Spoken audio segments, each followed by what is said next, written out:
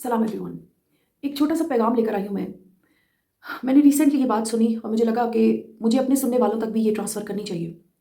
आपने कभी देखा है बिजली के खंभे पे चढ़े हुए शख्स को जो बिजली ठीक कर रहा होता है? नीचे देखने वाले लोग हरगिज़ ये नहीं देख रहे होते कि वो किस तकलीफ़ से गुज़र रहा है, बल्कि वो अनकॉन्शियसली इस इंतज़ार में होते हैं कि इसे कब करंट लगेगा और ये नीचे गिरेगा। हम लोग लाख कहें कि नहीं, नहीं, नहीं, नहीं, हम तो खड़े थे, हम तो ये नहीं सोच रहे थे। आपको पता है, जो खड़ा था ना, वो यही सोच रहा था। सिवाय उन लोगों के जो उसके हेल्पर के तौर पर नीचे खड़े थे या उसके साथ कहीं आगे-पीछे थे। तमाशा देखने वाले लोग सिर्फ़ और सिर्फ़ यही देख रहे होते हैं कि कब उसका नुकसान होगा या किसी का भी नुकसान होगा। आप ये भी नोटिस कीजिएगा कि वहाँ पर बहुत सारे ऐसे लोग होंगे जो रुकेंगे नहीं, जो चले जाएँगे। उनमें से कोई-कोई ऐसा भी होगा जो उसके लिए दुआ कर देगा कि अल्लाह इसकी हिफ़ाज़त करे। ये सारी कैटेगरीज़ हैं ह्यूमन्स की। हमें समझना होगा। हमें खुद को बिजली के खंभे पर खड़ा होकर ये रियलाइज़ करवाना होगा कि हमें बहुत सारी नज़रें देख रही हैं। कौन किस नज़र से ताल्लुक़ रखता है, हमें अंडरस्टैंड करना होगा।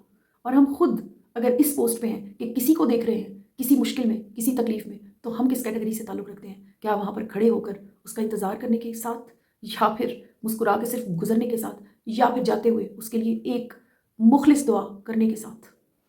थोड़ा-सा मुश्किल है अंडरस्टैंड करना, लेकिन जिस शख़्स ने इन बातों को अंडरस्टैंड कर लिया, उसकी ज़िंदगी ज़रूर सँवरेगी।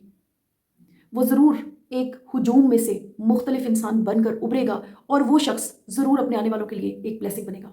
हो सके तो इस पैगाम को अपने बच्चों के साथ, अपने फैमिली मेंबर्स के साथ, सबसे पहले अपने साथ ज़रूर शेयर करें। प्रैक्टिकली सोचें हम कहाँ पर खड़े हैं। आपने अपनी कीमती वक़्त में से मुझे वक़्त दिया, जज़ाकल्लाह। खुदा हाफ़िज़।